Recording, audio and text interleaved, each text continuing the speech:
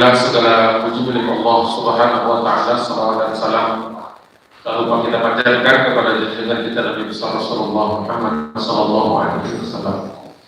Alhamdulillah, hari ini kita kembali melanjutkan pembahasan sirah nabawiyah dengan tema Ghazwah Badar al-Kubra pada bab yang diberi judul oleh Ibnu Hisham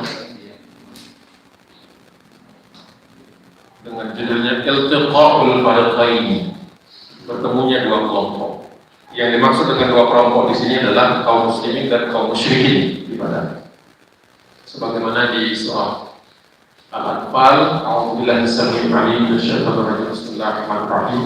Wa idh ya'idukumullahu ihda ta'ifataini annaha lakum wa tawadduna anna ghayra dhati syawkati takunu lakum wa yuridullahu an yuhiqqal haqqa bi kalimatihi wa yaqta'a dabiral kafirin.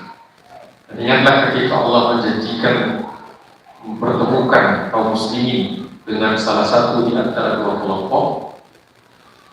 Kalian kaum muslimin ingin bertemu dengan rombongan yang tidak bersenjata, sedangkan Allah ingin agar pendukung kebenaran dibenarkan, dan Allah ingin agar orang-orang kafir itu tercerabut dari akar-akar kekafirannya.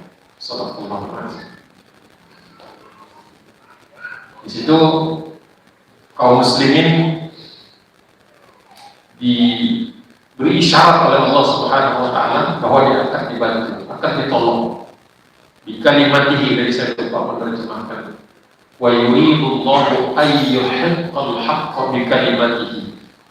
Allah akan memenangkan kelompok pembela kebenaran dengan kebenaran atau dengan kalimat Allah. Ibnu Katsir menafsirkan bi kalimatihi itu bijunudillah, dengan pasukan-pasukan Allah, lam tarawha, yang tidak bisa dilihat, dan juga menerjemahkannya sebagai binasrillah, dengan pertolongan Allah. Kalimat di situ maksudnya itu. Nah, kemudian Ibnu Ishaq di dalam Sirah Nabawiyah Ibnu Hisham meriwayatkan,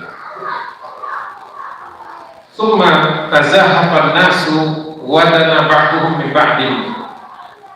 Kemudian kedua kelompok ini dari kaum musyrikin dan kaum muslimin bergerak sedikit demi sedikit sehingga mereka semakin dekat dan berhadapan-hadapan.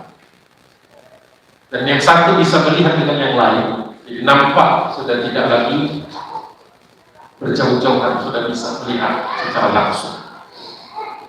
Wa qad amara Rasulullah sallallahu alaihi wasallam, kemudian Rasulullah memberikan perintah ashabahu kepada sahabat-sahabatnya, an la yahmilu hatta ya'murahu, untuk tidak memulai penyerangan, ya, membawa serangan, menghantarkan serangan sampai ada perintah dari Nabi. Jadi adanya ketaatan, atiullah wa atiur rasul. Jadi di dalam berperang itu juga bukan tanpa aturan, ada aturannya. Ada apa-apa, ada komando, ada di pertemuan-pertemuan sebelumnya kita juga sudah bahas, ada gerakan-gerakan intelijen mencari tahu lawan, kekuatan lawan, kita sudah bahas panjang dan lebar, pakai market segala kita bawa ke sini.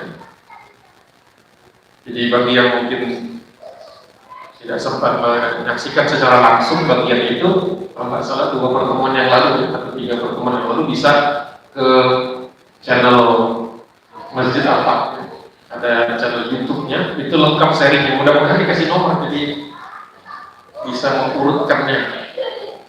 Kalau dikasih nomor judulnya itu enak jadinya nanti 1, 2, 3. Karena pada hari ini sudah ada 5 kali. Ada 5 kali.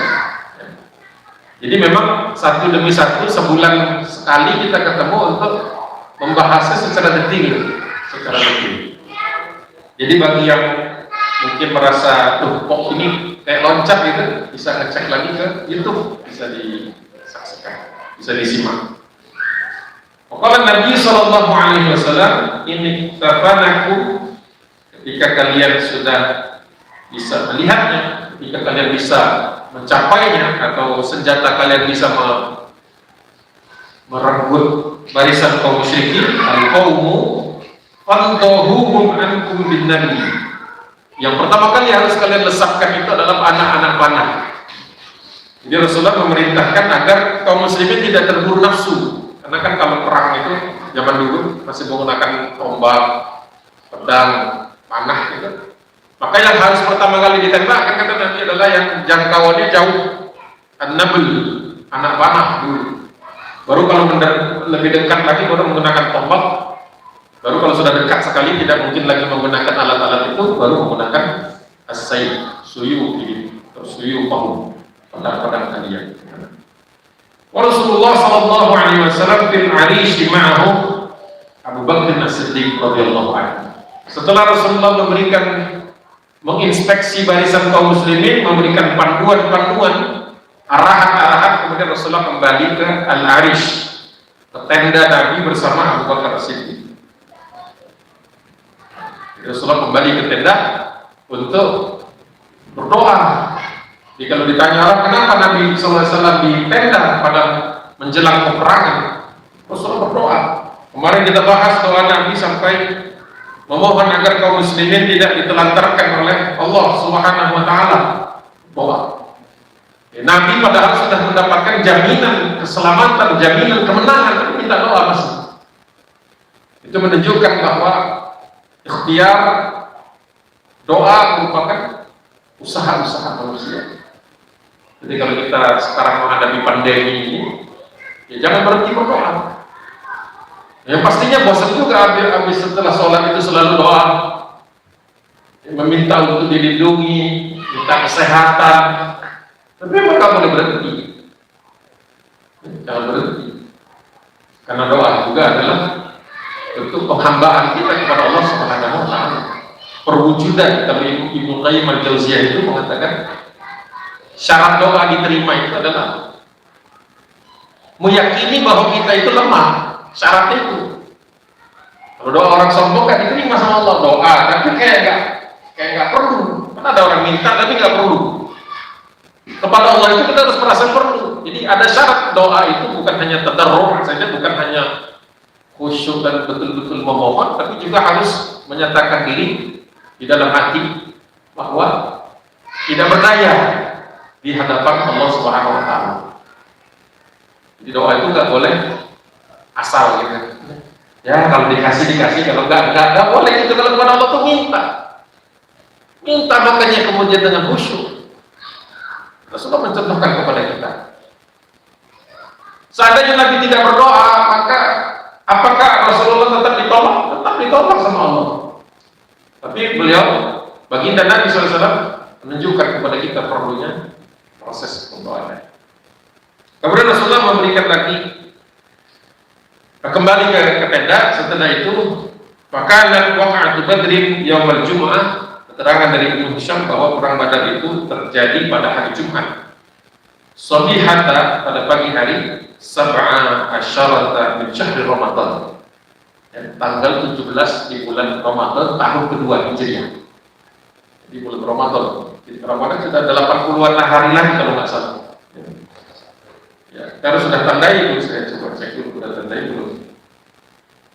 April ya. Ya. Bervariasi, saya nyatetnya 15. Menjelang dekat-dekat itu nanti dapat insya Allah. Jadi sudah saya blok. Jadi kita tuh memang harus manfaatkan ini, apa namanya, teknologi ini. Di kajian-kajian juga saya susun, saya buat. Setelah selesai hari ini, makanya saya suka langsung selesai kajian, langsung ketak-ketik di situ, nyatet halamannya, supaya bulan depan saya nggak bingung halaman mana tadi. Karena kajian Sirah Nabawiyah yang sedang bahas Badar ada 5 tempat di sini, di Al-Fat, Majelis Taklim Hijratul Kafah, kemudian di Pertamina Hulu Energi, ada beberapa tempat yang masih di sini, tapi beda-beda halamannya. Jangan sampai ketuker. Kita perlu catatan, punya catatan. Hasibu anfusakum qabla an tuhasabu, kata Umar bin Khattab. Hitung-hitung ya, hitung-hitung amalan-amalan kita, bukan buat sombong, tapi supaya tertib gitu, supaya kita tuh tahu kita tuh punya tanggung jawab gitu. Besok ada kajian di Alfa, paling tidak tadi pagi saya itu kan alarmnya nongol, pagi-pagi itu harus baca-baca sedikit. Oh ya, di situ lagi. Kira-kira kapan? Jadi tanggal 17 Ramadan, tanggal 17 Ramadan, tapi sudah statusnya tidak berpuasa, karena Rasulullah sehari sebelumnya memerintahkan sahabat untuk tidak berpuasa. Nanti Rasulullah ketika kembali ke Madinah nanti baru dipotong puasanya. Padahal itu tahun pertama. Kutiba alaikumus syiyam wa huwa Bismillahirrahmanirrahim. Kutiba alaikumus syiyam. Saya inginnya kutiba alaikumul kitab wa huwa kurhul lakum. Bahwa ayat itu kutiba alaikumus syiyam dengan kutiba alaikumul kitab turunnya di tahun yang sama. Turunnya di tahun yang sama, walaupun ada perbedaan pandangan daripada ulama. Ada yang mengatakan kutiba alaikumul kitab turun di tahun 1 Hijriah. Kutiba alaikumus syiyam turun di tahun kedua Hijriah. Jadi di tahun itu baru pertama kalinya kaum muslimin diperintahkan untuk berpuasa di bulan Ramadan. Jadi ini puasa Ramadan pertama kaum muslimin dalam perjalanan perang.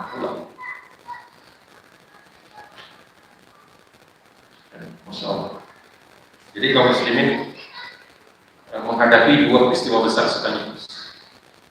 Nah, peristiwa ini kemudian diselingi oleh catatan-catatan Ibnu Ishaq.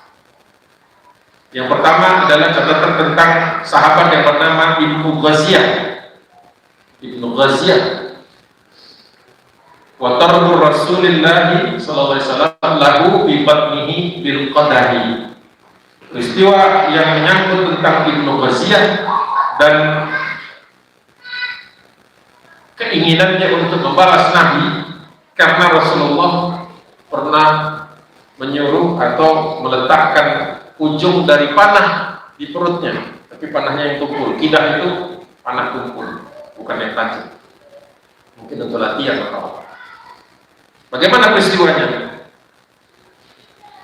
Diriwayatkan oleh Ibnu Ishaq, wa haddatsani Hibban bin Wasi' bin Jibban an Asy-Syafi min qaumihi, dari beberapa orang para masyayikh, orang-orang tua di antara kaumnya menceritakan kepada Hibban bin Wasi' bahwa anna Rasulullah sallallahu alaihi wasallam adalah sufufa, meluruskan barisan sof ashabi yaum badrin, di hari Badar menjelang perang itu Rasulullah merapikan barisan kaum muslimin. Wa biyadihi qadarhum yu'addilu bihil qauma, di tangan Nabi itu ada qidah, panah tumpul, ya, panah yang tumpul. Saya nggak tahu gunanya untuk apa. Mungkin kayak tongkat komando. Tongkat komando itu kan agak tajam ke depannya, tapi nggak tajam. Gimana sih? Pernah lihat nggak kalau sertijab panglima, dia pegang tongkat, yang dibawa kemana-mana, dan itu diserahkan kepada komandan berikutnya. Kira-kira seperti itu barang, seperti panah tapi tumpul. Itu dipakai untuk menyuruh atau Nabi merapikan barisan menggunakan kidah. Famarra bisawad bin Ghaziyah, ketika Nabi sampai ke posisi, kan baris itu sahabat baris, pasukan pemanah, pasukan tombak, pasukan membawa pedang. Nah, sampai di barisan yang ada sahabat Nabi yang namanya Sawad bin Ghaziyah, makanya dari disebut Ibnu Ghaziyah radhiyallahu anhu. Pada waktu itu wahwa mustantilun minas saffi au mustansilun minas saffi, sama saja kata Ibnu Ishaq, kata Ibnu Hisham bahwa mustantilun sama mustansilun itu keluar dari barisan. Kayak kita keluar baris, tiba-tiba satu orang menjorok ke depan, artinya nggak rapi kan.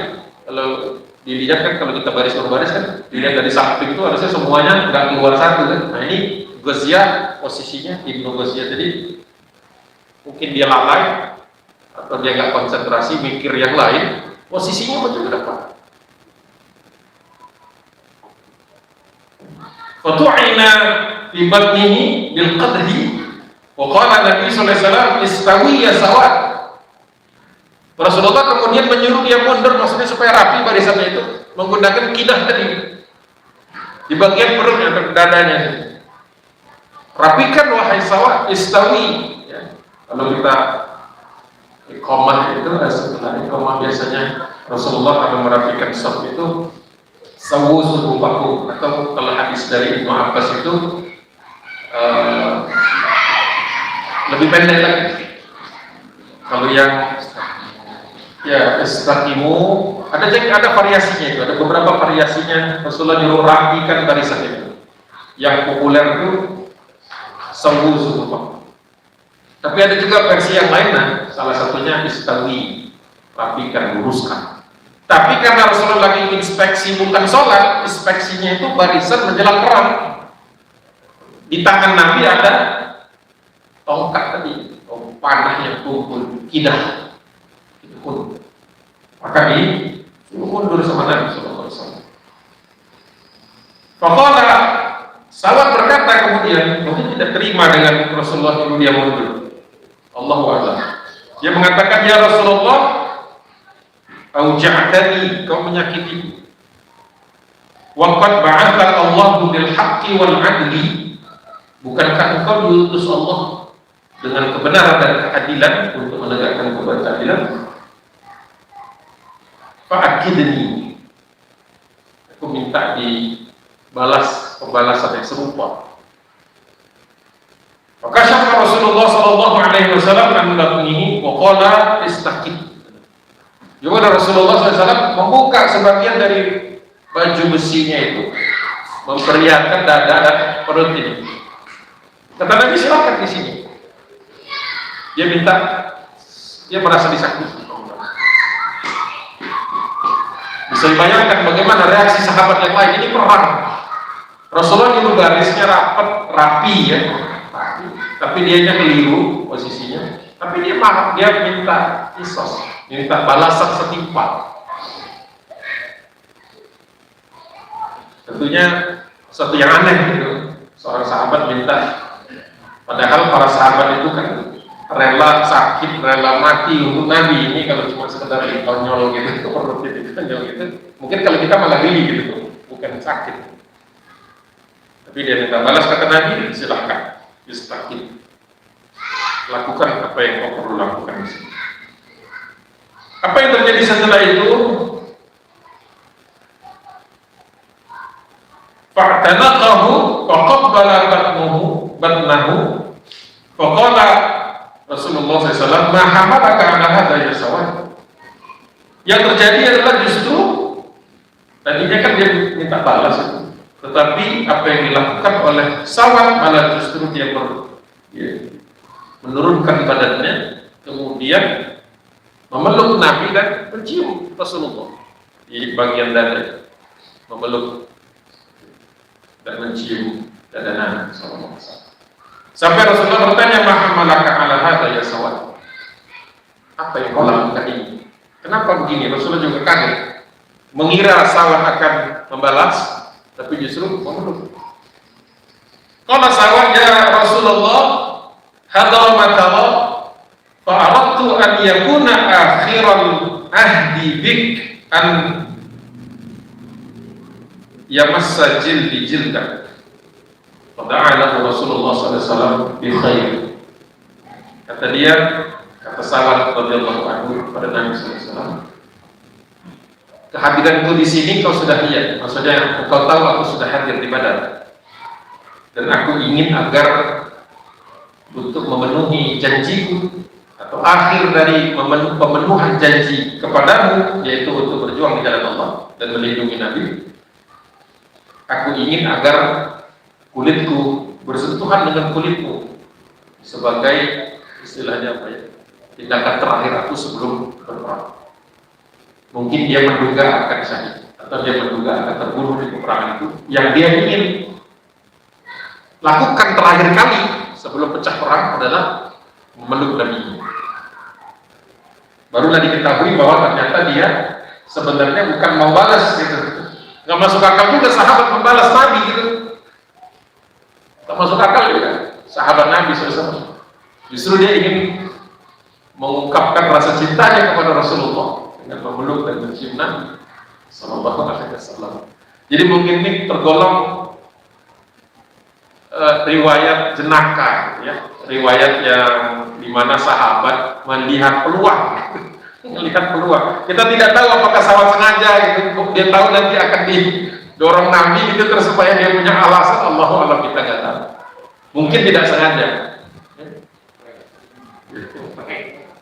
Ya nggak mungkin juga kan, sahabat bukan generasi yang ngeprank, bukan gitu, nggak yakin deh.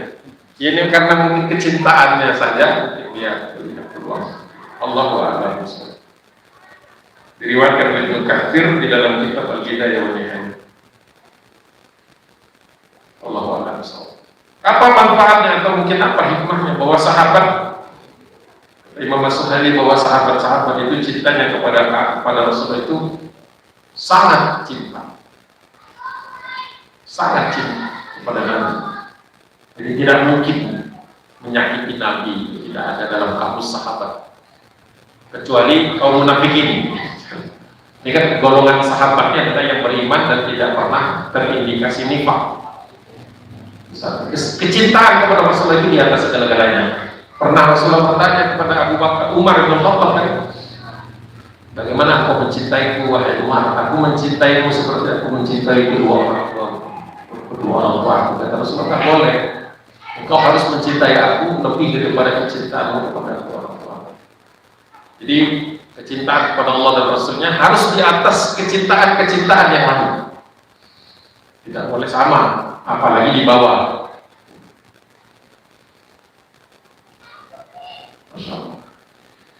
Kemudian catatan dari Imam As-Suhaili bahwa wasawat hadza wa amil Rasulullah sallallahu alaihi wasallam ala Khaybar. Jadi dia tidak syahid. Walaupun dia mungkin menduga dia akan syahid, makanya dia ingin tindakan terakhir, kejadian terakhir itu memeluk Nabi, tapi ternyata dia selamat dari Badar itu, maksudnya tidak wafat. Dan sahabat ini menurut Imam As-Suhaili nantinya menjadi amil, menjadi petugas. Amil itu petugas, tapi maksudnya perwira kalau di dalam istilah peperangan. Amil itu seperti perwira, officer.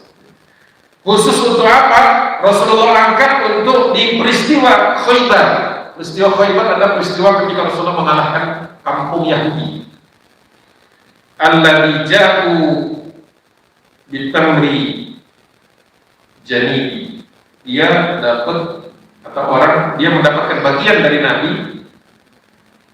Dia dapatkan suatu ladang atau satu kebun kurma. Jadi dia dapat jatah di dalam peperangan Khaybar itu satu kebun kurma yang dekat. Jadi dia masih hidup, berarti masih hidup sampai Khaybar. Tidak disebutkan kapan syahidnya atau kapan dia mati, meninggal dunia. Sampai Khaybar masih hidup, berarti mungkin masih punya kesempatan untuk memeluk Nabi lagi. Jadi hikmah utamanya adalah ketika kita cinta kepada Rasulullah, kecintaan kita harus di atas kecintaan kita kepada orang lain. Harus tingkatannya harus tinggi. Sahabat namanya Salat bin Ghaziyah. Kalau di sini Ibnu Ghaziyah, tapi di teksnya ada tulisan Famarra bi Sawadi Ibnu Ghaziyah radhiyallahu anhu. Ibnu Ghaziyah. Baik, itu satu. Yang kedua,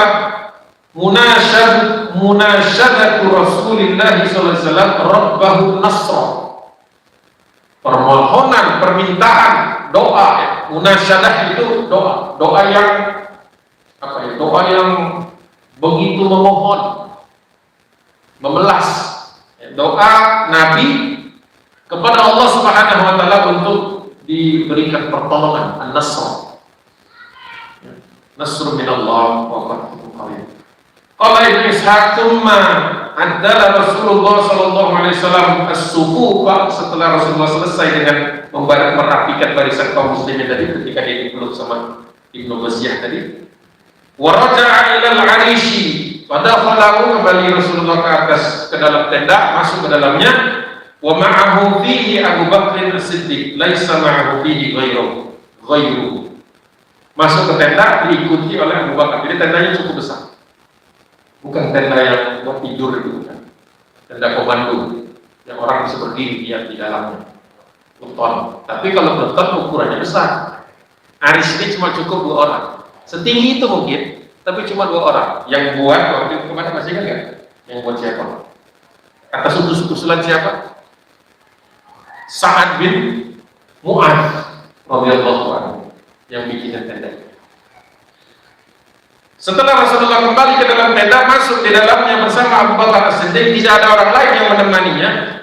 Wa Rasulullah sallallahu alaihi wasallam yunashidu rabbahu. Rasulullah kemudian mengangkat tangan berdoa kepada Allah, ma wa'adahu minan nasri, meminta agar dapat pertolongan dari Allah Subhanahu wa taala.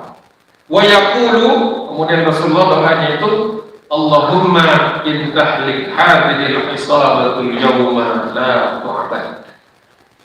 Doa Nabi sallallahu alaihi wasallam, ya Allah, jika Engkau tinggalkan, telantarkan kami, kaum ini, rombongan kaum muslimin tentu saja maksudnya, al-yawma, di hari ini, di perang Badar sebentar lagi sudah tidak terelakkan lagi peperangannya.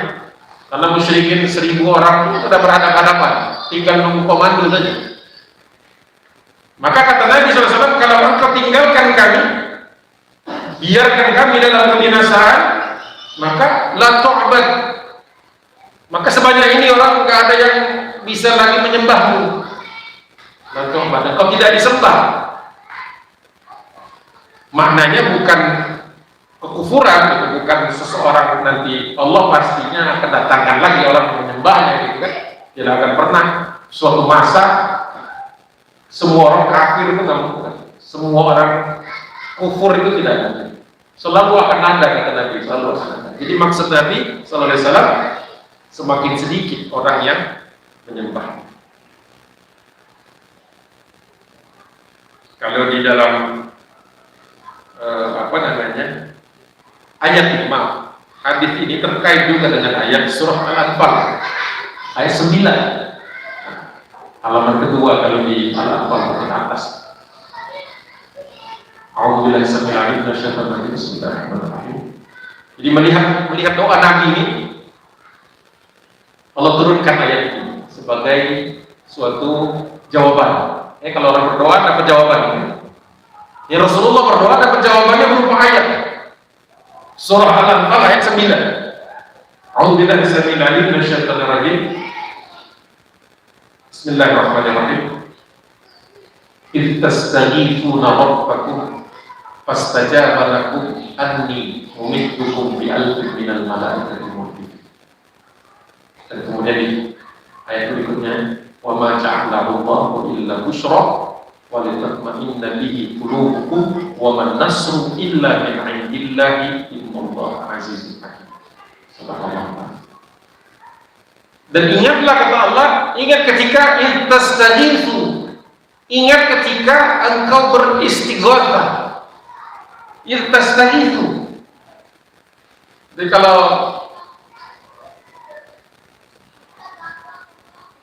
di kalangan saudara-saudara kita di kalangan NU itu ada namanya istighatsah. Doa bersama, memohon dengan sangat, tidak ada makna tambahan. Itu beda dengan sekedar doa, tapi istighatsah itu mohon semohon-mohonnya. Ketika kalian istaghitsu, jadi ketika kalian berdoa, kalian meminta, istaghitsu rabbakum, kepada Rabb kalian, Allah fastajaba lakum, menggunakan kata sambung, huruf sambung fa, itu berarti langsung dapat balasan. bukan wa, bukan thumma, tapi fastajaba lakum, istijabah. Maka kemudian Allah langsung jawab, fastajaba lakum anni mumiddukum, bahwa aku menjanjikan atau aku mengirimkan kepada kalian bi alfin itu 1000. Apakah 1000 itu betul-betul 1, 2, 3, 999, 1000? Apa betul-betul 1000 atau cuma permisalan saja karena saking banyaknya? Ulama juga berada pendapat. Ketika menafsirkan ayat ini, ada yang mengatakan sakot 1000. Kata Ibnu Katsir bisa lebih. Allah suka-suka mau ngirim, tapi minimum 1000. Irtastaghithuna rabbakum fastajaba lakum anni mumiddukum, aku akan perbantukan untuk kalian bi alfin minal malaika, dari kalangan para malaikat murdifin, yang turunnya secara bertahap gitu, berbondong-bondong, berduyun-duyun. Jadi Allah kirimkan itu mungkin 100 dulu, 100 dulu, 100 lagi, 100 lagi, 1000.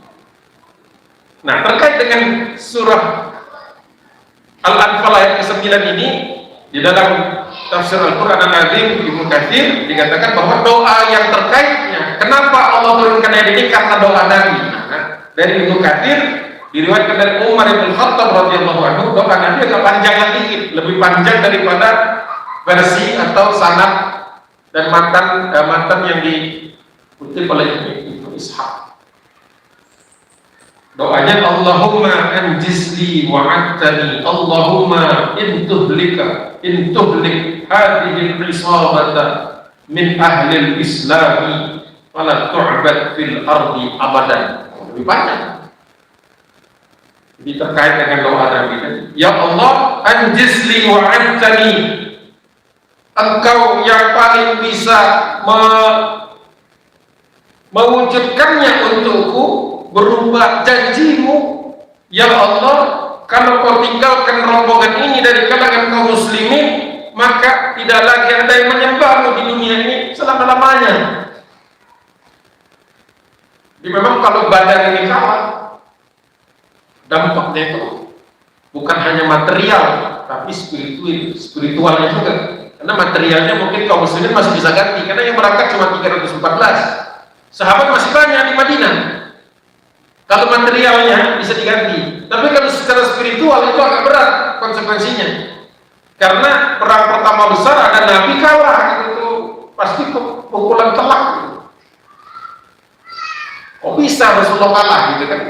Dan akan menjadi presiden buruk bagi ekspedisi selanjutnya. Walaupun sahabat tidak akan berkurang semangatnya, dan akan menjadi bahan olok-olok orang Yahudi dan munafikin. Kalau kita lihat konsekuensinya, pantas Rasulullah berdoanya dengan mengatakan la tu'bad fil ardi abadan. Jadi kekalahan telak ini akan menyebabkan habisnya orang yang menyembahmu dengan sebenar-benarnya sesembahan selama-lamanya. Doanya begitu. Makanya Allah kirim pasukan juga nggak tanggung-tanggung, 1000 malaikat itu. Gimana? Ya, tapi kemudian kan doa ini pernah dipakai di Indonesia dulu beberapa bulan yang lalu, setahun lah ya, 2 tahun lebih. Nah, kemudian karena yang mengupas itu tak ngerti, tidak mengerti bahasa Arab, nggak mengerti sirah, nggak tahu asal usulnya, kan ayat ada asbabun nuzul, hadits ada asbabul wurud, nggak dipakai, itu cuma dibuat olok-olok saja. Kata mereka, kenapa umat Islam ini sepertinya nodong Allah? Saya ingat betul, bahasanya itu nodong, maksa Allah, karena dia melihat hanya terjemahannya kan. Sekilas kayak maksa Allah, itu jelasinnya tidak bisa sebentar. Jadi dia jangan ngaji dulu gitu, dijelaskan kondisinya, prakondisinya. Ya kan memang betul itu ada kejadian itu 2000 enggak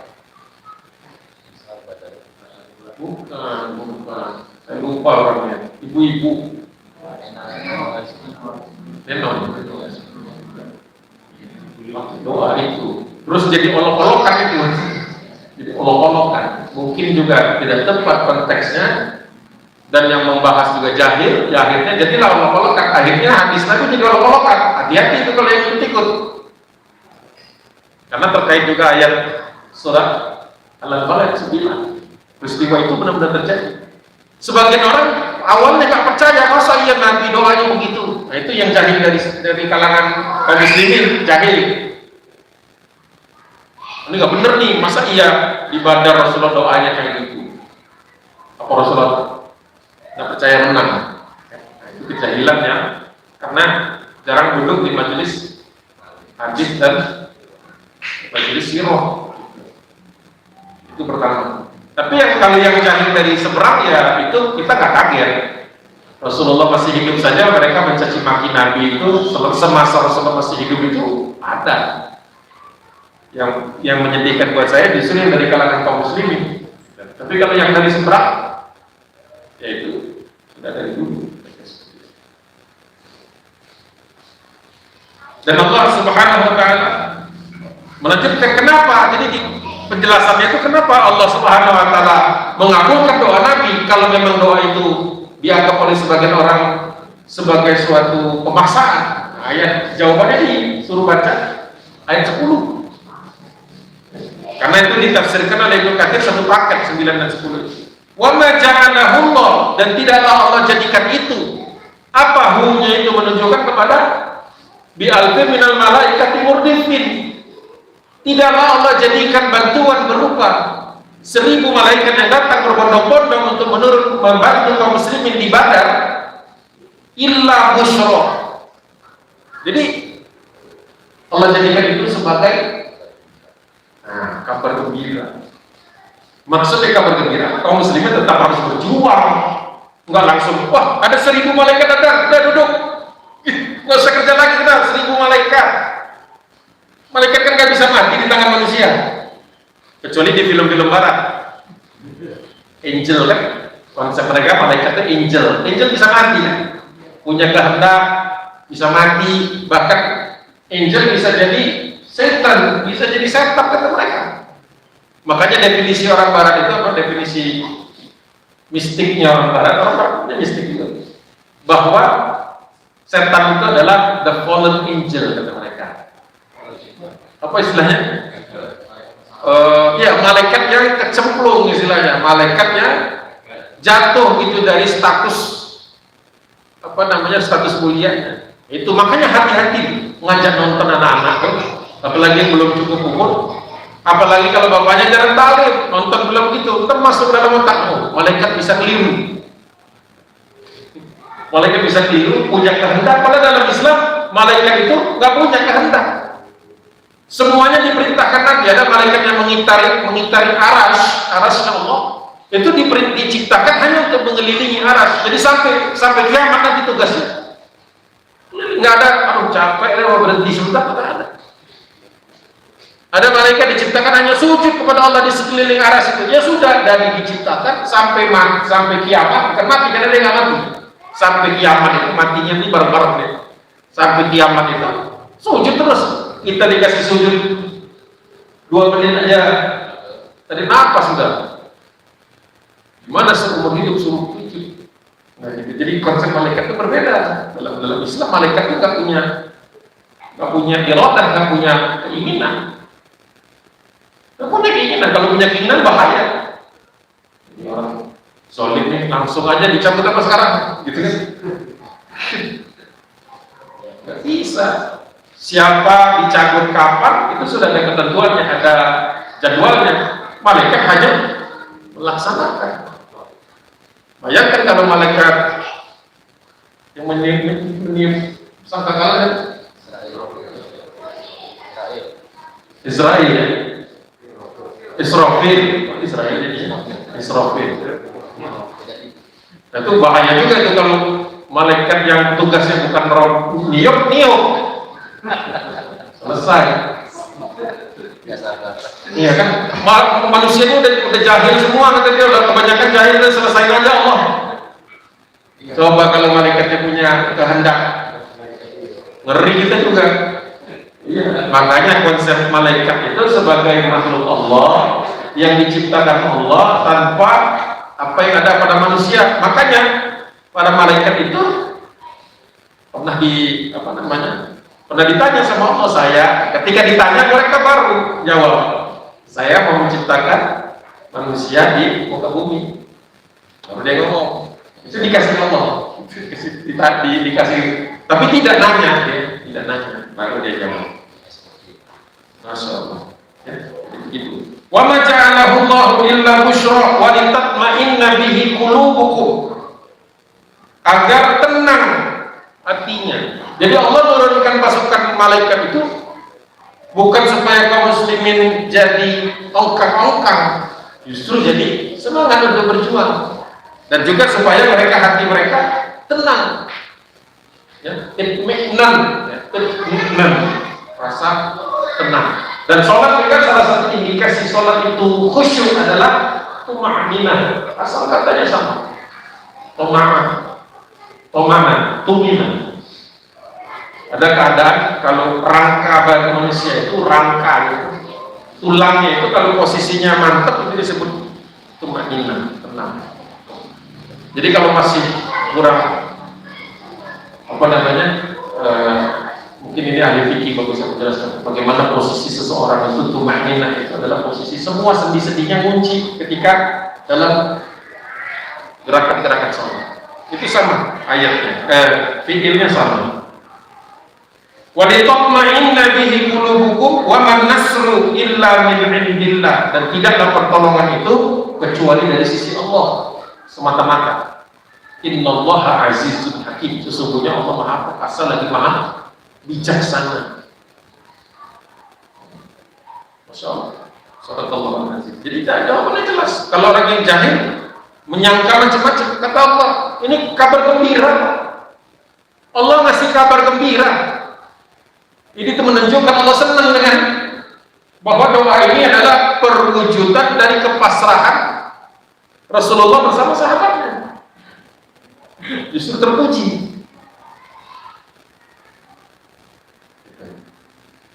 Betapa doa itu powerful, doa itu sangat penting. Doa bukhul ibadah.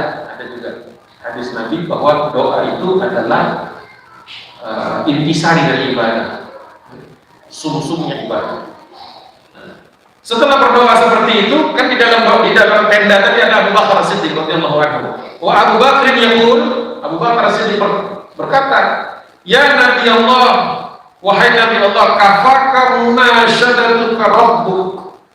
Ya Nabi Allah, cukupkanlah rintihan doamu. Cukupkanlah rintihan doa, berhentilah berdoa. Kenapa? Fa innallaha munajjazun laka ma wa'adak. Allah itu pasti mengabulkannya, dan Allah itu pasti memenuhi janjinya menolongmu, kata Abu Bakar As-Siddiq. Nah itu kalau hadisnya diterusin sampai terakhir kan endingnya di situ. Bagi yang nggak ngaji itu makin bingung lagi. Rasulullah dituduh karena kejahilannya, dituduh Rasulullah seperti maksa Allah. Nuduh juga kalau dia sampai ke sini bacanya akan menuduh Abu Bakar tidak percaya kepada doa. Nah, itu bahaya dua-duanya. Dan ternyata alhamdulillah penulis buku Ar-Rawdul Unuf ini di samping dia mensyarah kitab As-Sirah Nabawiyah, juga sekaligus memberikan keterangan kepada kita untuk memahami ini secara adil, secara insaf.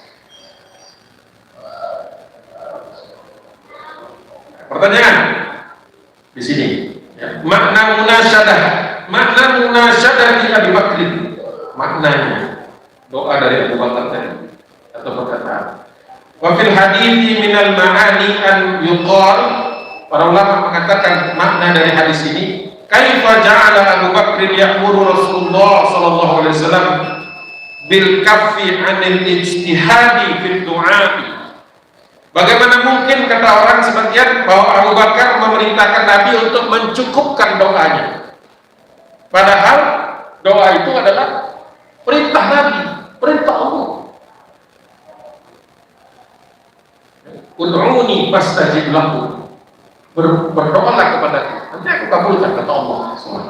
firman Allah. Bagaimana cara memahaminya?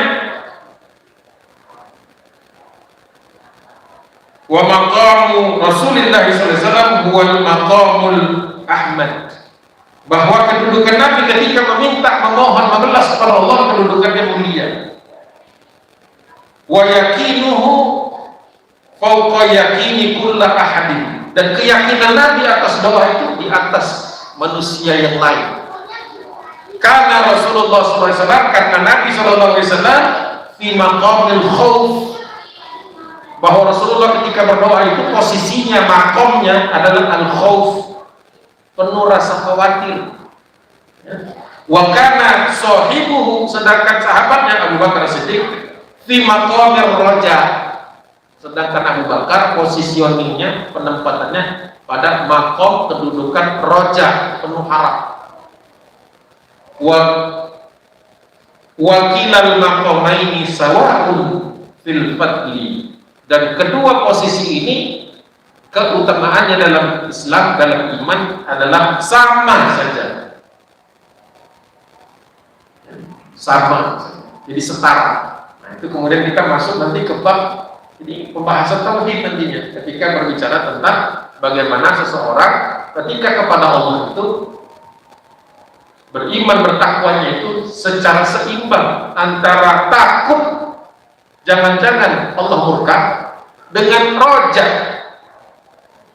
penuh harap bahwa Allah itu Maha Pengampun. Nanti penjelasannya kepada keseimbangan Asmaul Husna.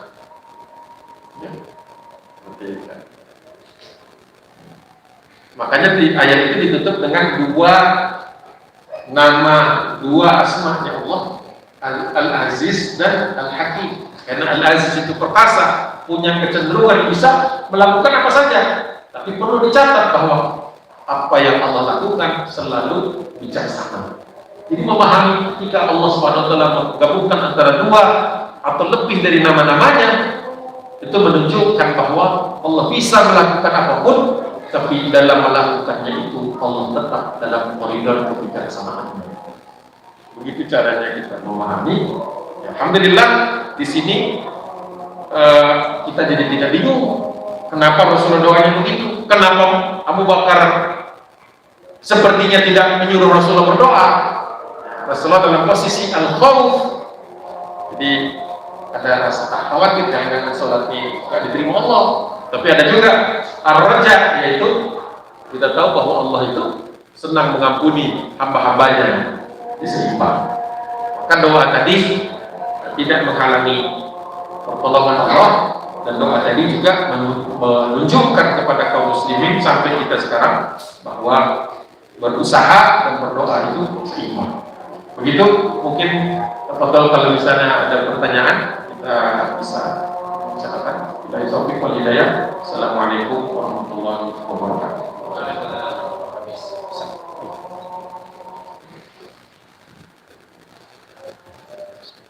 Ya, nanti pertanyaannya adalah saling menulis.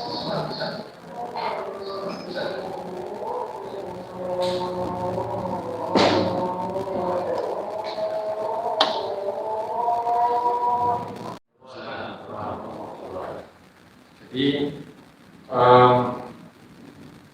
kalau jeda mungkin tidak, tapi memang ketika setelah perang tanding itu kan kaum musyrikin mati semua gitu.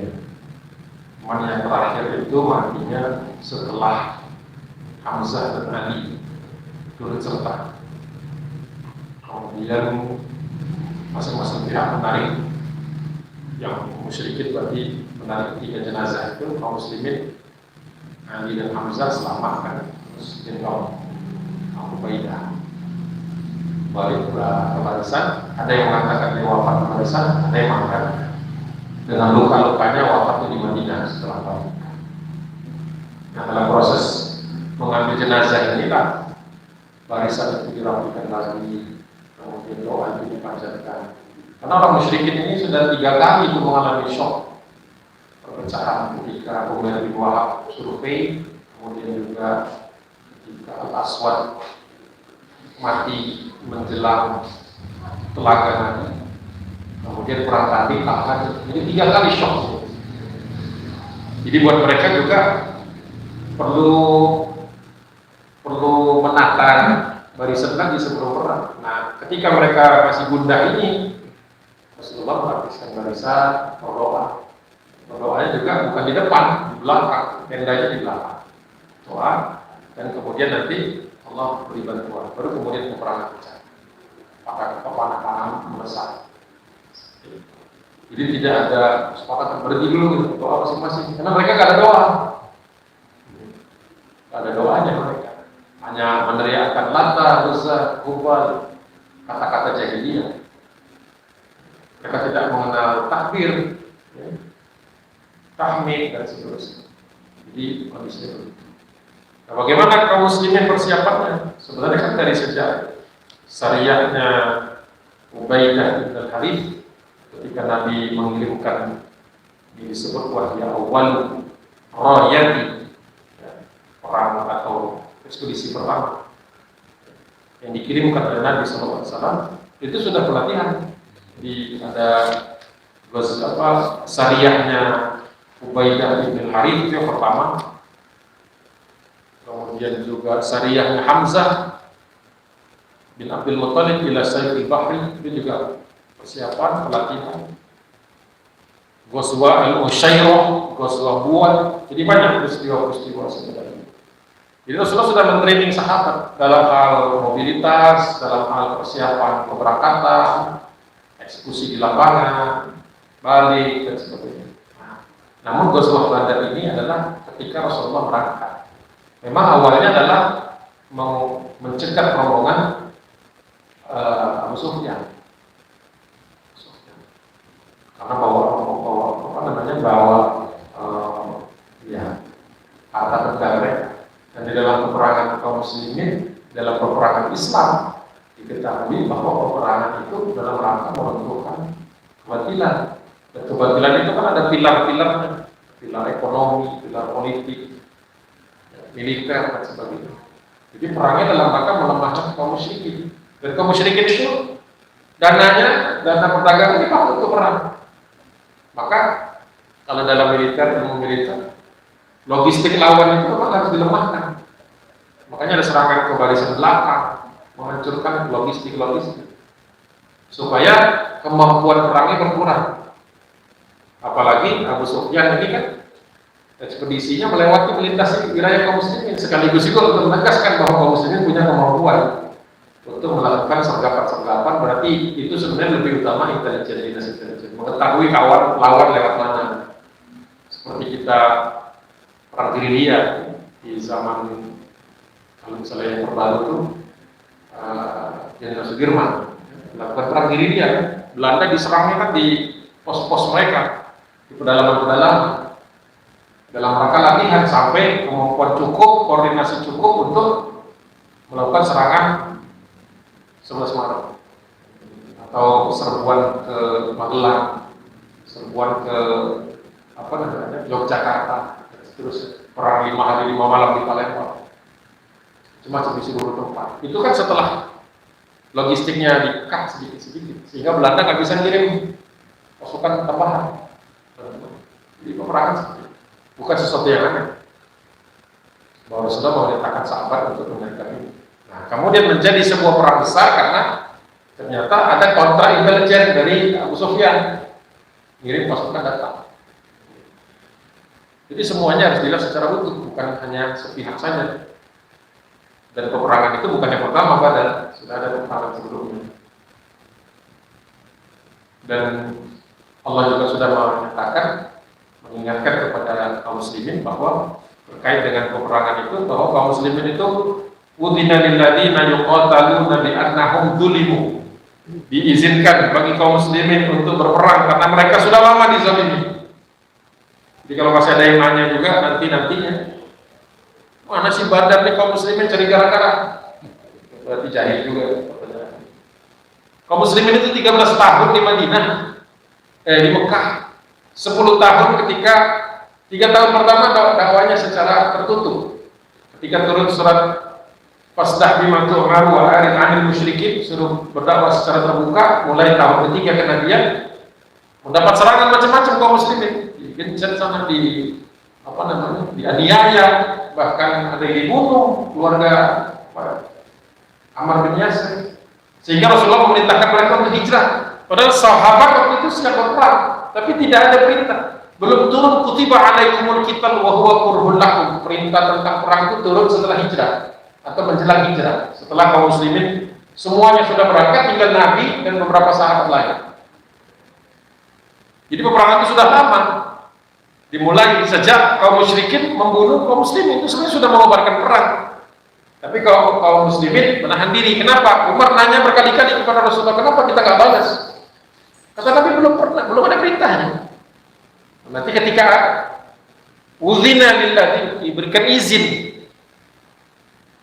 kepada orang-orang yang sudah lama diperangi, diberikan izin untuk melawan, barulah kemudian kaum muslimin mengirimkan syariah sampai putus, sampai akhirnya Fathu Makkah. Peperangan tak berhenti. Karena objektifnya adalah, sasaran akhirnya adalah tumpangnya kebatilan. Bukan perang untuk merampas rombongan saja, itu hanya target-target antara saja, supaya lemah.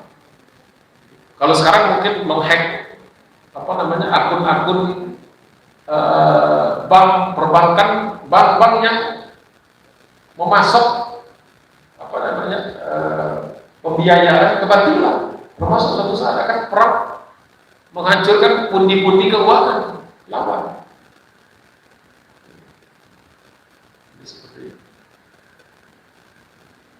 Jadi dalam konteks itulah kemudian Rasulullah berangkat. Nah, ketika berangkat berarti konsekuensinya peperangan. Makanya Rasulullah syuroh kan. Ketika Abu Sufyan lolos kan syuroh lagi. Tapi gimana nih? Rombongan yang watawadduna anna ghaira dzati syaukah, yang kita inginkan yaitu pasukan yang ghaira dzati syaukah, tak memiliki persenjataan, itu lolos kayaknya kata Nabi. Kita bahkan ketemu yang wa yuridullah, keinginan sesuai dengan keinginan Allah. Wa yuridullahu ayyuhiqqal haqqa, sepertinya kita akan ditolak sama Allah tapi menghadapi musuh yang lebih besar. Gimana? Jawaban para sahabat kan jelas.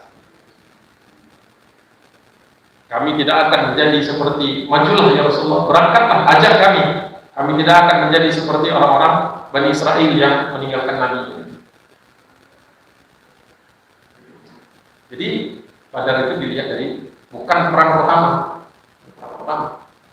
Sudah sekian syariah. Karena Rasulullah ikut di Badar itu ya sudah pada lupa. Padahal harusnya Rasulullah mungkin nggak perlu berangkat, tapi Rasulullah merasa perlu memimpin. Mungkin juga sudah punya firasat atau diberitahu bahwa akan membutuhkan kehadiran Nabi orang Musa. Tapi Rasulullah tetap berproses, nanya sahabat, mau ikut nggak? Lanjut apa enggak? Sampai ditanyain. Kalau sahabat waktu itu kesepakatannya balik, ya udah nggak jadi Badar, mungkin Badar itu tempat lain. Tahun berikutnya, tapi kan nggak terjadi. Itu sudah berproses. Jadi pelatihannya sudah jelas, pentahapannya jelas, dan sahabat sudah berlatih sabar 10 tahun minimum. 10 tahun. Kalau Umar masuk Islam kan tahun ke-6 kenabian. Tahun ke-6 kenabian berarti 7 tahun Umar berlatih sabar. Umar udah siap perang. Detik dia masuk Islam tuh dia nanya kepada Nabi, kenapa kita nggak lawan? Kenapa kalian nggak lawan? Dulu waktu aku aniaya kalian diam saja. Penasaran Umar. Kalau yang lain kan nunggu perintah. Umar, kenapa kita nggak diperintah? Belum ada perintahnya. Jadi perperangan itu bukan kehendak Nabi. Tapi ketika izinnya sudah keluar, Rasulullah mulai melakukan perencanaan. Oh, serang di sininya, serang di sininya. Kalau kita lihat plotnya itu, perang-perang sebelum Badar itu titik-titiknya itu sudah mengancam seluruh jalur keluarnya Mekah. Yang Mekah ke Irak di sebelah Nabi, Mekah ke laut, Hamzah, Mekah ke selatan bahkan. Jadi Badar itu sebenarnya apa, kalau istilahnya kita tuh kalau ada upacara atau acara geladi resik. Pernah dengar istilah geladi resik? Latihan dulu gitu, sini. Nah, Badar itu adalah hari-hari jadi gitu, memahami Badar bukan perang pertama, tapi sudah konsekuensi dari permusuhan yang dibangun oleh musyrikin sejak masih di Mekah. Tapi para sahabat menahan diri. Kalau dulu perintahnya di Mekah terjadi, mungkin sudah terjadi peperangan di Mekah, tapi kan tidak. Perkiraan para sejarawan bahwa kalau terjadi perang di Mekah bisa banyak eksesnya, banyak orang sipil, maksudnya banyak orang yang tidak siap perang tapi terlibat ya seperti ibu-ibu. Para muslimah kalau di Mekah kan nggak bisa kebayang nggak kalau perang itu di Mekah? Muslimahnya kemana lagi? Kaum muslimin pasti bagi tugas kan, ada yang berperang, ada yang jaga kan. Makanya hijrah dulu baru ayat perang turun. Kalau apa namanya Mubarak Furi, Saifur Rahman Al-Mubarak Furi dalam kitab Ar-Rahimul Makhdum mengatakan perintah perang ketika Rasulullah sudah berangkat menuju Madinah itu sudah ada perintah perang. Jadi menuju Madinah itu konsolidasi sudah. Beritanya sudah turun sejak menjelang ketika hijrah sudah turun. Kutiba alaikum kita wa qur'un lakum. Wajibkan bagi kalian untuk berperang padahal kalian tidak suka. Ada kata-kata wa qur'un lakum padahal perang itu tidak kalian sukai. Ya normalnya kalau ditanya senang nggak perang? Nggak senang. Apa enaknya perang ada yang terbunuh? Tapi karena perintah Allah maka mempertahankan kehormatan kaum muslimin itu menjadi sesuatu. Pada dasarnya kalau ditanya semua muslim pasti tidak ada yang mau perang. Orang normal nggak ada yang mau kan. Perang itu capek, lelah, habis darah, habis harta, habis orang, penuh kesedihan. Tapi karena perintah Allah jadi sesuatu yang kita harus jalani. Seperti puasa, siapa yang suka puasa kalau bukan karena syariat? Ya, akan minum makan. Tapi kenapa kita mau sebulan penuh? Karena perintah Allah. Sama perang juga begitu. Kenapa perang yang sebenarnya nggak nikmat mau tetap dilaksanakan? Karena perintah Allah. Kenapa haji kita tetap berangkat? Ngumpul-ngumpulan di sana. Bahkan ada yang mati kincek-kincek. Karena perintah Allah. Jadi semua dilakukan karena perintah Allah. Jadi nggak bisa dipisah-pisahkan. Wah, perang itu unsur politik. Memang ada unsur politiknya, tapi aslinya adalah perintah Allah. Kalau tidak ada kata-kata perintah Allah di dalam Al-Quran, mana ada pasukannya? Nggak ada perang dalam Islam jadinya. Kalau tidak ada perintahnya. Ya, waalaikumsalam.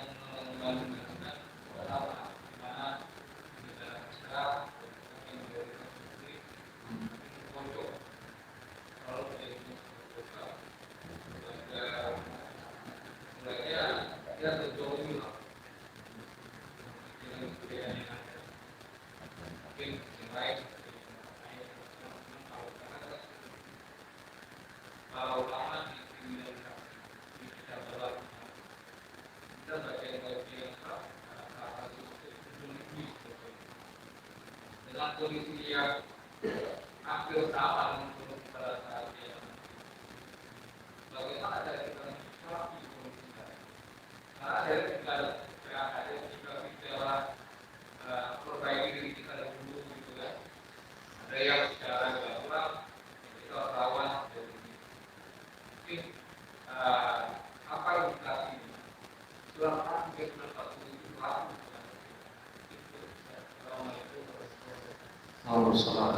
Mungkin kuncinya mirip. Kata-kata mirip itu kan nggak sama. Para ulama sudah punya sikap sebenarnya di dalam bab jihad bahwa yang boleh diperangi itu adalah pemimpinnya kafir. Cuma masalahnya jadi pelik karena sekarang pemimpinnya secara zahir beriman kepada Allah.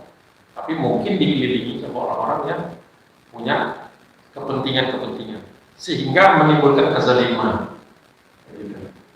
Jadi beda dengan ketika Rasulullah berhadapan dengan musyrikin Quraisy, Nggak ada muslim di sebelah sana. Nggak ada muslim di Mekah itu, nggak ada muslim yang, jadi memang garisnya clear gitu. Muslim itu yang dianiaya, yang menganiaya bukan muslim. Kalau sekarang yang menganiaya muslim juga. Mungkin ada orang-orang yang statusnya muslim tapi posisinya menganiaya. Tapi kalau ditanya kepada dia hanya menjalankan perintah. Gimana itu? Nanti ada fikih, ada hukumnya lagi itu. Kapan suatu pemerintah boleh dianggap sudah tidak lagi memenuhi syarat ketaatan? Itu panjang sudah di jihad, bahwa dalam kita fikih itu syarat-syaratnya ada, sudah meninggalkan sholat, pemimpinnya tidak ada lagi ciri-ciri Islam, keislaman pada dirinya, tidak lagi mengucapkan salam, orang-orang sudah tidak diperbolehkan lagi untuk beribadah. Ketika itu sudah terpenuhi semua menurut ulama, baru boleh. Tapi selama itu belum terpenuhi, maka memang islahul ummah, perbaikan. Dan nyatanya memang umatnya masih banyak compong campur. Ini masih banyak yang, ya kalau membahas bahwa umat Islam terbelah, ya sudah lama. Kisah tentang umat Islam terpecah-pecah itu kan sudah lama. Tapi umat Islamnya sendiri memang yang soleh itu nggak sedikit. Sehingga nanti tindakan-tindakan yang ke arah apa istilahnya kekerasan akan menjadi fitnah berikutnya. Makanan empuk jadi media. Tuh lihat tentu kan. Jadi malah ibaratnya ini api yang harus kita padamkan, malah jadi makin membesar. Sedangkan umatnya sendiri di Belakasa ada berapa kepala keluarga? 100 di 600. Yang muslim?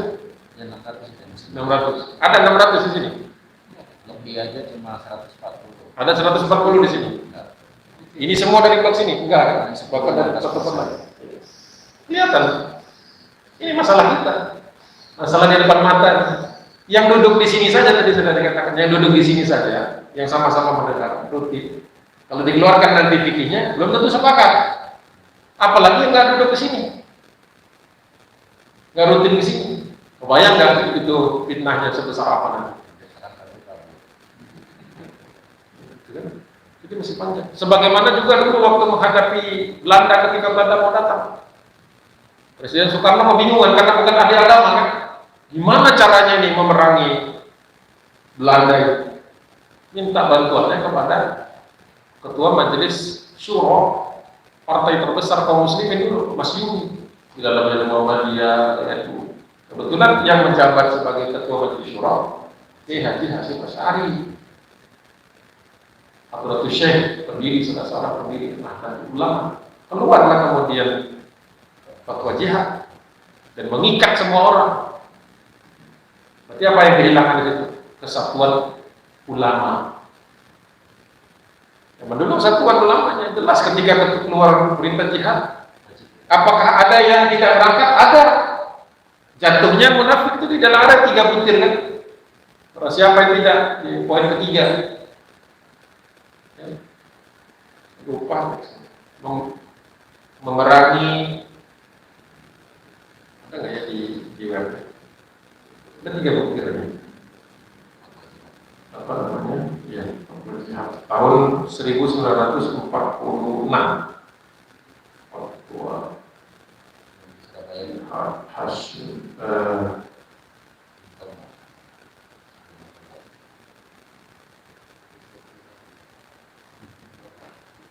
Tanggal 22 Oktober, maaf, 1945.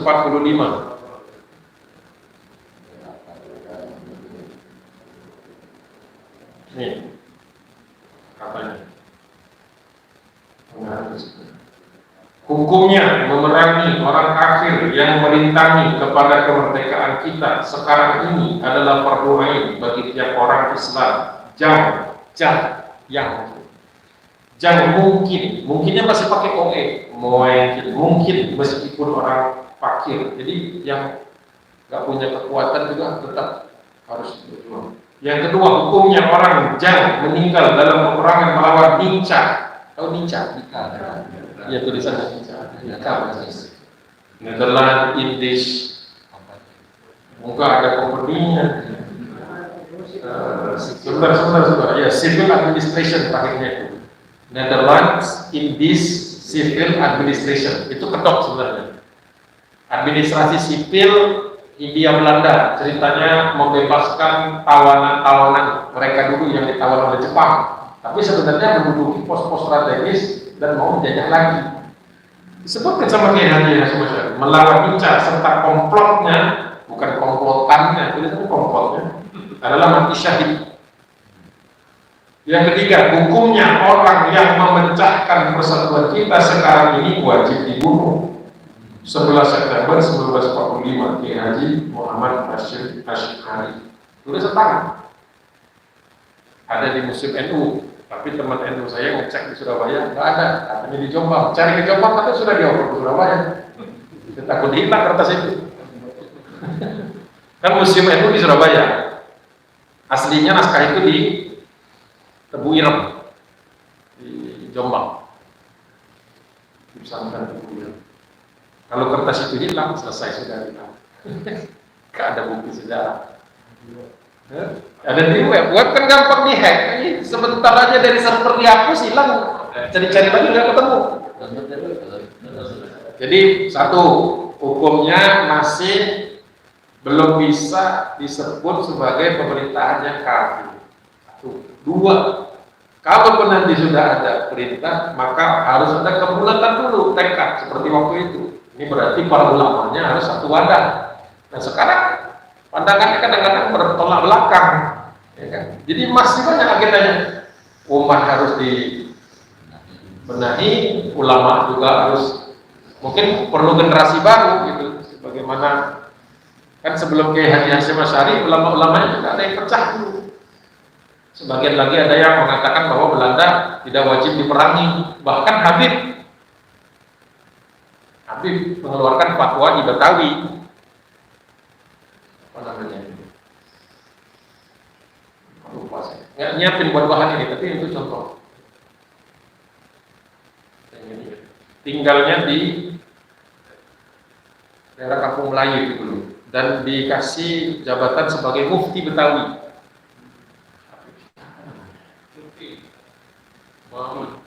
Belum jauh di sebelum beli.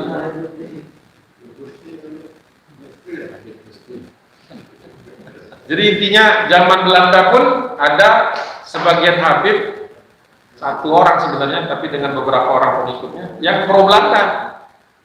Tapi mayoritas para ulama tentu saja berbeda pendapat. Ya.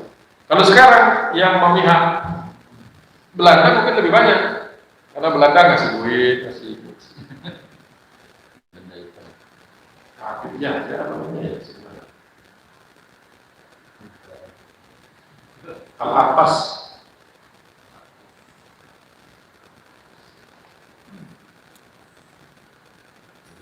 Bentar nggak ketemu namanya. Mungkin di ini saya di medsos saya perlu tulis.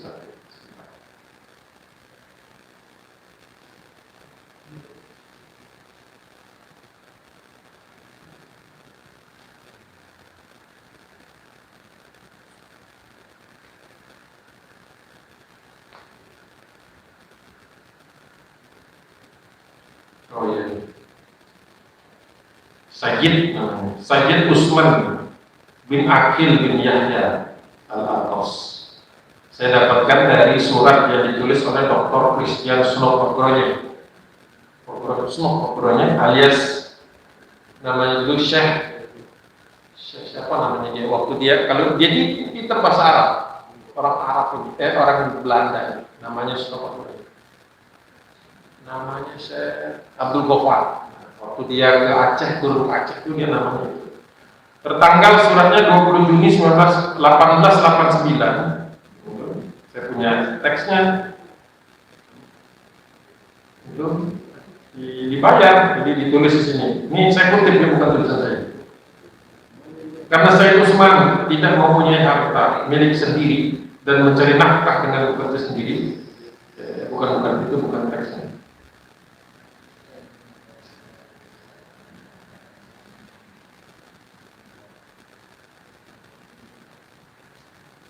Ada yang dibayar.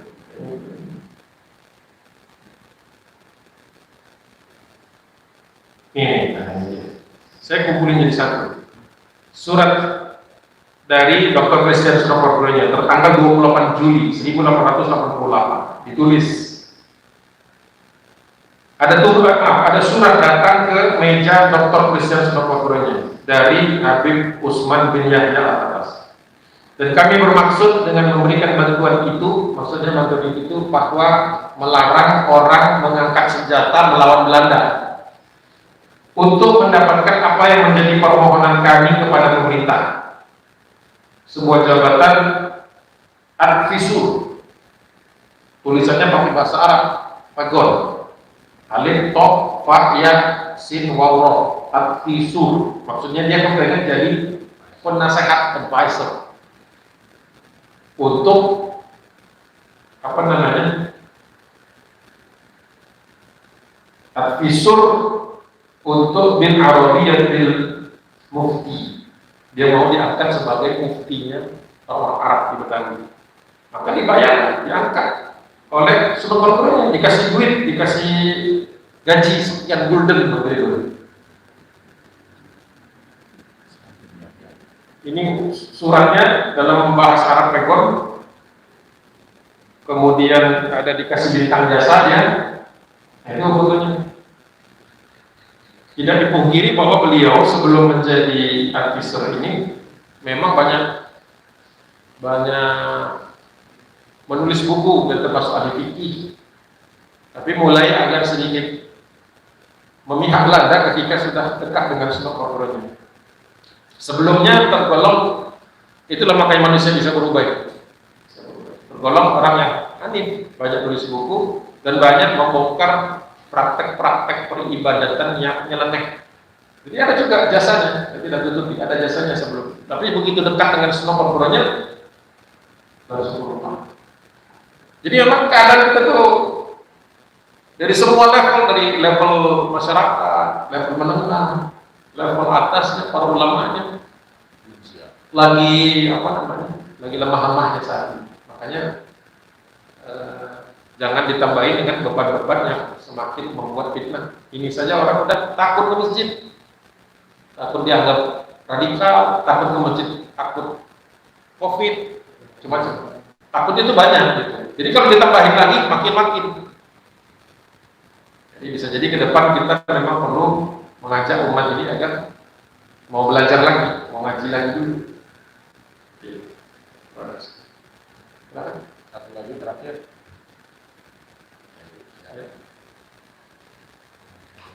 Satu aja. Soalnya tidak boleh beranak. Jangan beranak. Saya tadi ada 3 pertanyaan dan saya jawab ya. 3. Untung nggak duluan. Karena tadi Ustaz aku udah jawab yang soal Asmaul Husna 2 itu yang Aziz Hakim. Jadi terang yang saya masih ingin tahu karena kemarin baru ngobrol di akhir. Kan ada 1000 malaikat. Orang kafir Quraisy ya atau muslimin orang itu ya 1000 dalam artian sebenarnya kalau ada sesuatu kehebatannya untuk memberi apa namanya apa tadi yang disampaikan ada keterangan itu banyak mana atau kata isyaratnya sebagai halnya yang satu lagi itu terkait tadi ya ini perspektif saya beda. Salah satu faedah atau fungsi Quran kita memisahkan orang yang beriman betul sama yang nifaq. Masalahnya kita itu sadar nggak ya? Kita itu sebenarnya ada sifat munafik. Jadi untuk orang munafik itu diri sendiri punya sifat munafik juga ya. Karena kemarin pernah ada kajian kalau nggak salah munafik kan tidak hanya 3 ciri besar ya. Jika saya mati anak ngomong sering bohong, kan kadang-kadang ada sifat-sifat yang bisa terpleset. Mohon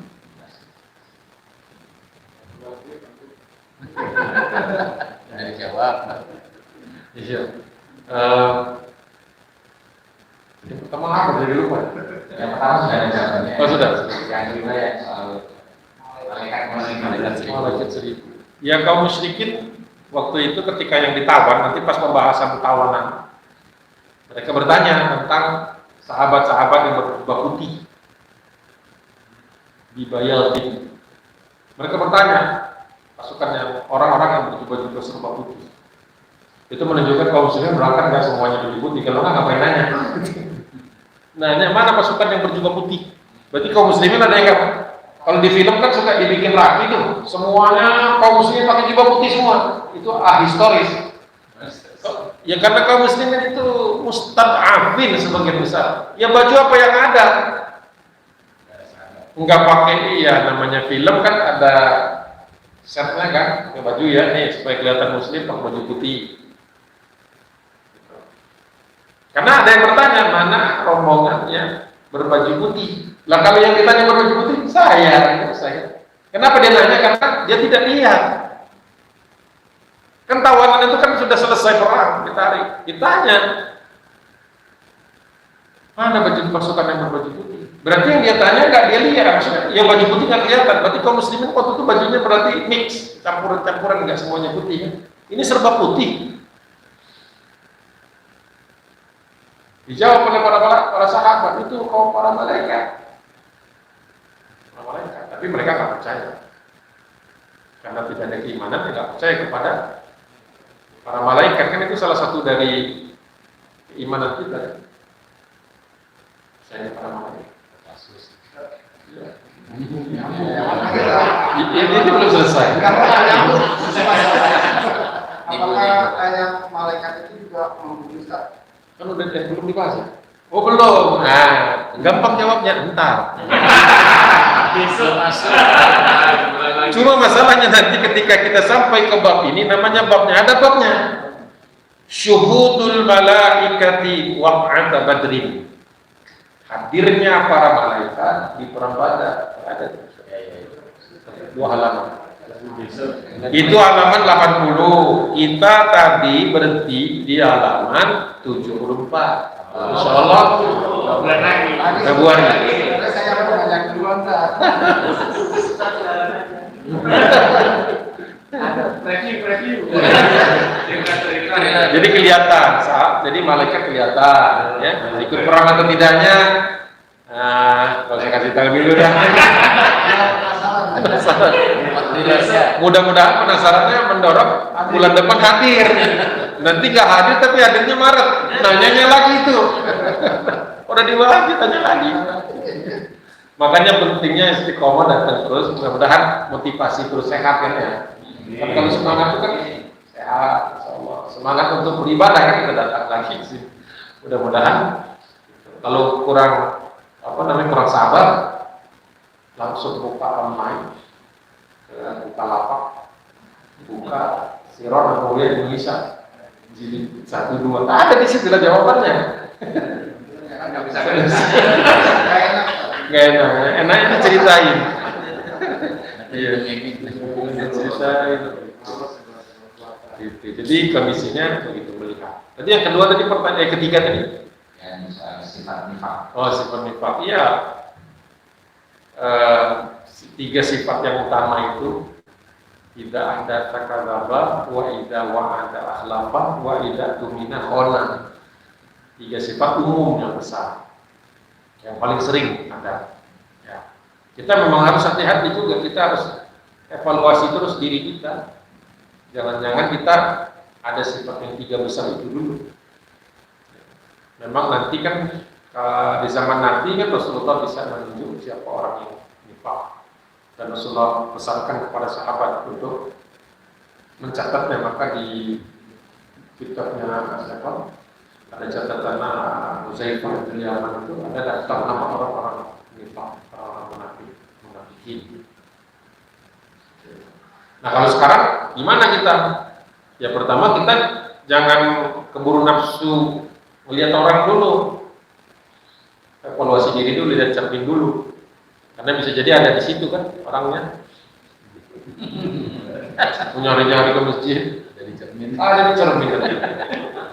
Kalau nggak punya cermin lagi Ustaz, ya tinggal HP terus di kamera terus selfie. Oh, jangan orang itu. nyari sana kemari, tahunya sendiri, ya kan? Artinya kita tahu ayat-ayat itu maksudnya tanda-tanda kemunafikan supaya kita tidak terjerumus. Tapi di sisi yang lain kita perlu tahu itu juga untuk hati-hati. Ketika misalnya kita milih ya jabatan-jabatan tak, masjid, RT, RW yang kita masih bisa pengaruhi, ya. Kalau sudah pakai KPU kita nggak bisa pengaruhi. Paling tidak kita bisa ketahui, jadi paling tidak di level kita bisa. Sebagaimana Umar dulu kan, Umar ada masukan untuk mengangkat imam masjid di Kuba. Nama muncul, namanya siapa ya? Mihjam, Muhjam atau Mihjam. Kata Umar, coba dicek dulu. Ini sepertinya orang pernah mimpin sholat di Masjid Ad-Dirar, masjid kaum munafikin. Panggil, ternyata betul orangnya itu. Mihjam namanya, Mihjam. Kata Umar, kok pernah mimpin itu? Pernah. Kenapa kok mimpin masjid orang munafik? Saya nggak tahu kalau mereka munafik. Masih muda orangnya, banyak hafalannya, bagus bacaannya. Saya tidak tahu kata dia kalau mereka itu munafik. Baru tahu setelah masjidnya dibakar sama Nabi pada tahun ke-9 Hijriah, pulang dari Tabuk. Ini di zaman Umar jawabnya, tanya. Kata Umar, engkau tidak boleh jadi imam. Engkau boleh jadi imam di masjid-masjid kaum muslimin. Padahal dia sebenarnya mungkin tergolong bukan munafik secara identitas. Ibaratnya di invite lah, datang untuk mimpin salat. Karena mungkin orang munafik nggak ada yang pede jadi imam waktu itu. Jadi dipanggil orang yang sekiranya pantas jadi imam. Jadi ya perlu hati-hati. Jadi fungsinya dua kira-kira, sebagai kontrol internal, sebagai kontrol eksternal. Sehingga kalau kita berjamaah kan kita bisa tahu lah, kan sesama kita tahu gitu kan sifat-sifat dasar orang. Jadi kalau misalnya ada kedudukan, jabatan-jabatan yang sekiranya berbahaya kalau dipegang oleh orang yang munafik, ya berbohong kan berbahaya. Berjanji nggak bisa memenuhi kan berbahaya. Apalagi dia pejabat publik, dia sudah janji tapi dia nggak penuhi. Jadi kita ditanya apa tujuannya jadi pejabat publik, memberi janji. Nggak salah dia kan, saya memang jualan janji, bukan jualan bukti. Sampean yang salah milih saya kan kasih janji. Memang jagonya bikin janji, habis itu mau gimana lagi. Yang ketiga, berkhianat. Kalau berkhianat itu biasanya telat. Dari mana kita tahu orang berkhianat? Setelah kejadian, ada yang bisa tahu kalau pengkhianatan sebelum kejadian. Makanya itu bahayanya. Orang munafik itu kadang-kadang kita baru tahu sudah telat, sudah terjadi. Hanya dikasih rambu-rambu. Nah biasanya orang yang pendusta dan tidak bertanggung jawab pada janjinya, biasanya kalau dua ini sudah jadi kebiasaannya, maka cenderung akan menjadi pengkhianat. Nah, maksudnya begitu. Karena kalau pengkhianat kita nggak bisa tahu. Kalau dia mau berkhianat last minute, detik terakhir, mana kita tahu. Tapi sudah ada rambu-rambunya, kebiasaan berbohong. Karena memang itu sulit untuk dihindari. Karena mereka mungkin mau ada yang ditipu, ada yang. Jadi mudah-mudahan jelas. Dan memang di peperangan, nanti di perang berikutnya kalau sudah selesai Badar, ya, kira-kira masih panjang. Bisa jadi sampai akhir 2021 kalau sebulan. Atau Ramadan mungkin bisa digeber begini. Nanti diatur. Jadi dibikin. Tapi tergantung semangat jemaahnya juga. Nah itu dia, kayak lemes-lemes sudah. Dilihat dari duduknya.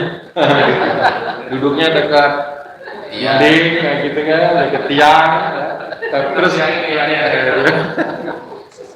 tapi wajar juga jam segini udah capek ya.